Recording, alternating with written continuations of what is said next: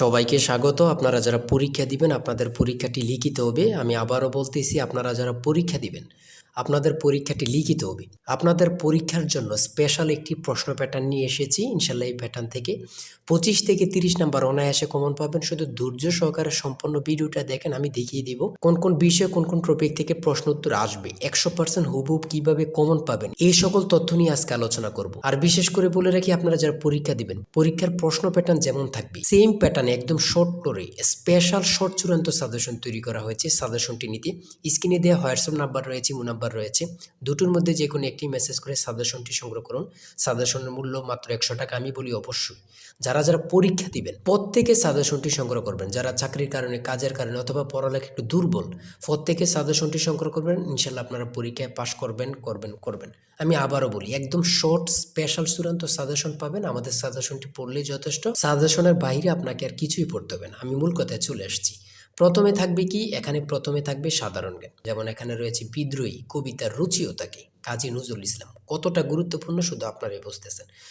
রবীন্দ্রনাথ ঠাকুর কত সালে নোবেল পুরস্কার পান, এটা কত গুরুত্বপূর্ণ আল্লাহ ছাড়া কেউ জানে না। 1913 সালে কত পরীক্ষা আসছে সেটা আল্লাহ ছাড়া কেউ জানে না। 3 নম্বরে রয়েছে বাংলা সাহিত্য। সাহিত্য সম্রাট বলা হয় কাকে?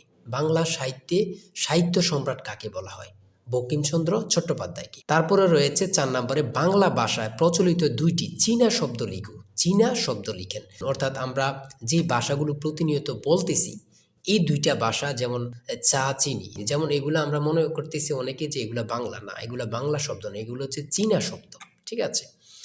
বাংলা ভাষায় শব্দসমূহ অর্থ অনুসারে কত প্রকার? 3 প্রকার। বাংলা ভাষার শব্দসমূহ অর্থ অনুসারে কত প্রকার? 3 প্রকার। সন্ধি বিচ্ছেদ থেকে থাকবে। দেখেন, সন্ধি বিচ্ছেদ থেকে আমি যে প্রশ্ন উত্তরগুলো নিয়ে এসেছি এগুলো খুবই গুরুত্বপূর্ণ, আপনাদের পরীক্ষা আসবে। ঠিক আছে। সন্ধি বিচ্ছেদ থেকে দেখেন হিমালয়, গবেষণা, পরীক্ষা, দিগন্ত, এখান থেকে আপনারা 2 মার্ক কমন পাবেন। এই সন্ধি বিচ্ছেদ থেকে আমি বলে দিলাম। তাই বলি অবশ্যই আমাদের চ্যানেলটি সাবস্ক্রাইব ও পেজটি ফলো দিয়ে রাখবেন। কেন? পরীক্ষার নোটিশ, পরীক্ষার রেজাল্ট, পরীক্ষার প্রশ্ন সমাধান, যাবতীয় সকল তথ্য সবার আগে আমরা ভিডিও আপলোড দিয়ে রাখি। আপনি যদি চ্যানেলটি সাবস্ক্রাইব, পেজটি ফলো দিয়ে রাখেন, সবার আগে চলে যাবে আপনার কাছে নোটিফিকেশন। মনে করেন আপনি পরীক্ষা দিয়েছেন, পরীক্ষার প্রশ্ন সমাধান দেখিয়ে দিব, তারপরে রেজাল্টের অপেক্ষা করা লাগবে না, আমাদের চ্যানেলে পেয়ে যাবেন, সকল তথ্য পেয়ে যাবেন, এবং কি নতুন নতুন চাকরির তথ্য পেয়ে যাবে। সার্কুলার দেওয়ার সাথে সাথে আমাদের চ্যানেলে আপলোড দেওয়া হবে। আপনি শুধু আমাদের চ্যানেলটি সাবস্ক্রাইব, পেজটি ফলো দিয়ে রাখলে সবার আগে চলে যাবে আপনার কাছে নোটিফিকেশন। তাই অবশ্যই চ্যানেলটি সাবস্ক্রাইব, পেজটি ফলো দিয়ে আমাদের মেম্বার সদস্য হয়ে আমাদের সাথেই থাকবেন। আপনারা যারা যারা পরীক্ষা দিবেন, আমি বিশেষ করে বলি রাখি, 100 টাকা কিন্তু বড় কথা না। আপনারা প্রত্যেকে সাজেশনটি সংগ্রহ করবেন। ইনশাল্লাহ এই সাজেশনের বাইরে আপনাকে আর কিছুই দেখতে হবে না। তারপরে কারক ও বিভক্তি নির্ণয় করুন। কারক ও বিভক্তি নির্ণয় করুন। শুদ্ধ বানান থেকে থাকবে। শুদ্ধ বানান লিখুন। এখানে 4টা দেওয়া আছে, 4টার জন্য 4 নাম্বার। এক কথায় প্রকাশ করুন, আল্লাহকে বিশ্বাস করে না যে নাস্তিক। চিরকাল, দরিয়া স্থায়ী, চিরস্থায়ী। এখানে প্রত্যেকটা প্রশ্ন খুবই গুরুত্বপূর্ণ। অর্থসহ বাক্য রচনা করুন। প্রত্যেকটা প্রশ্নের মান কিন্তু 1 করে। ঠিক আছে। তারপরে ট্রান্সলেট থাকবে। আপনাদের পরীক্ষায় ট্রান্সলেট থাকবেই, 100% শিওর ট্রান্সলেট থাকবে। ঠিক আছে। এখানে ট্রান্সলেটগুলো দেওয়া রয়েছে, খুবই গুরুত্বপূর্ণ। ঠিক আছে। তারপরে থাকবে আপনাদের শর্ট করে একটি প্যারাগ্রাফ থাকবে। শর্ট করে একটি প্যারাগ্রাফ, অথবা 5টা সেন্টেন্স লিখতে বলবে, অথবা 7টা সেন্টেন্স লিখতে বলবে। যেমন মাই কান্ট্রি সম্পর্কে লিখতে বলছে, এখানে প্যারাগ্রাফ থাকবে। এই প্যারাগ্রাফটা পারলে আপনাদেরকে 5 নাম্বার দেওয়া হবে। ঠিক আছে। এখানে কিন্তু সমাধান সহ দেওয়া আছে, আর আমাদের প্রত্যেকটা প্রশ্নের সমাধান, ব্যাখ্যা ও সমাধান সহ পেয়ে যাবেন। আসল শর্ট চূড়ান্ত সাজেশনটা কিন্তু এই নাম্বার হোয়াটসঅ্যাপ ইমো আছে, ওখানে মেসেজ করে সাথে সাথে সংগ্রহ করুন। এদিক দিয়ে কিন্তু প্যারাগ্রাফটা সমাধান সহ দেওয়া আছে, আপনারা দেখে নেন। মেক সেন্টেন্স, এখানে 5টা দেওয়া আছে, 5টার জন্য 5 নাম্বার। প্রিপোজিশন থেকে থাকবে। আমি বারবার বলে রাখি, ইংরেজি পার্ট থেকে প্রিপোজিশন থেকে আপনার থাকবে।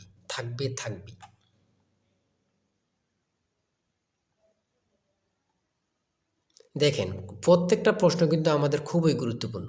সিলিন্ডারের বিডিসি এবং টিডিসি বলতে কি বোঝায়? এই যে আমরা সিলিন্ডার ব্যবহার করি, এগুলো সম্পর্কে আসছে। ইঞ্জিন ঠান্ডা করার প্রক্রিয়া কত প্রকার ও কী কী? ইঞ্জিন ঠান্ডা করার প্রক্রিয়া কত প্রকার, কী কী?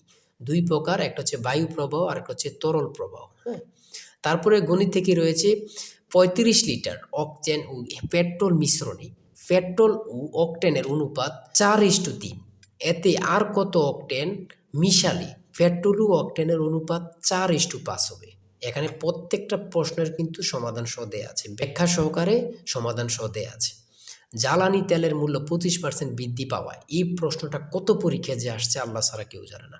বৃদ্ধি পাওয়ায় তেলের ব্যবহার এমনভাবে কমানো হলো যেন তেল বাবদ ব্যয় বৃদ্ধি পেল না। গাড়ির মালিক তেলের ব্যবহার শতকরা কত কমালো? এখানে দেখছেন কতটা গুরুত্বপূর্ণ। এখানে কিন্তু সমাধান সহ দেওয়া আছে, আপনারা দেখে নিন।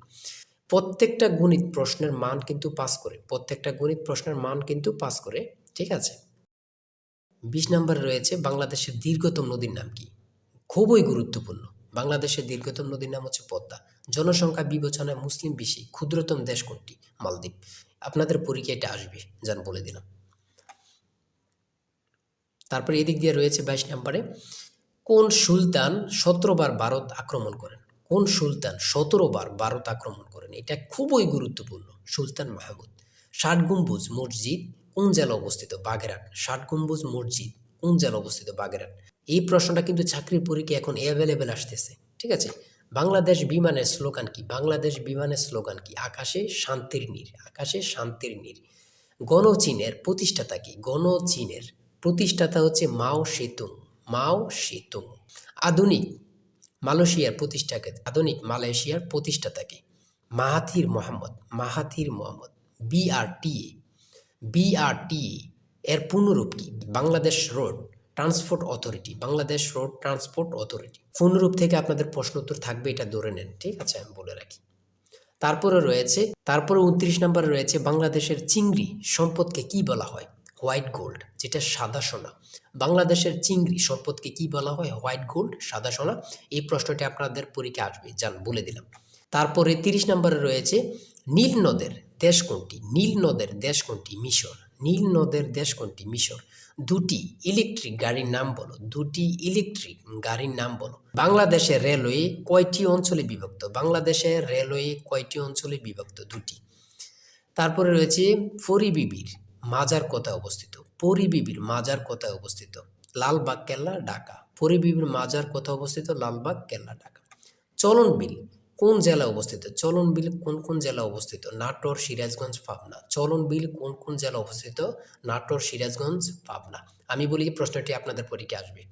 বাংলাদেশের রেলওয়ে কয়টি অঞ্চলে বিভক্ত? এটা কিন্তু গুরুত্বপূর্ণ। চলন বিল কোন কোন জেলা অবস্থিত? এটাও কিন্তু গুরুত্বপূর্ণ, ঠিক আছে। এই প্রশ্ন উত্তরগুলো কিন্তু খুবই গুরুত্বপূর্ণ। আর আজকের ভিডিও এই পর্যন্তই। আপনারা যারা এখনও সাজেশনটি সংগ্রহ করেননি, দ্রুত এই নাম্বারে হোয়াটসঅ্যাপ ইমো আছে, চূড়ান্ত সাজেশন কিনতে হোয়াটসঅ্যাপ অথবা ইমোতে মেসেজ করুন। এই নাম্বারে হোয়াটসঅ্যাপ অথবা ইমো আছে, আপনারা প্রত্যেকে আমাদের সাজেশনটি সংগ্রহ করে ফেলুন। দ্রুত মেসেজ করে সাজেশনটি সংগ্রহ করে ফেলুন। ইনশাল্লাহ সাজেশনের বাইরে আপনাকে আর কিছুই পড়তে হবে না। আজকের ভিডিও এই পর্যন্ত। সবাই ভালো থাকবেন, সুস্থ থাকবেন। আল্লাহ হাফেজ।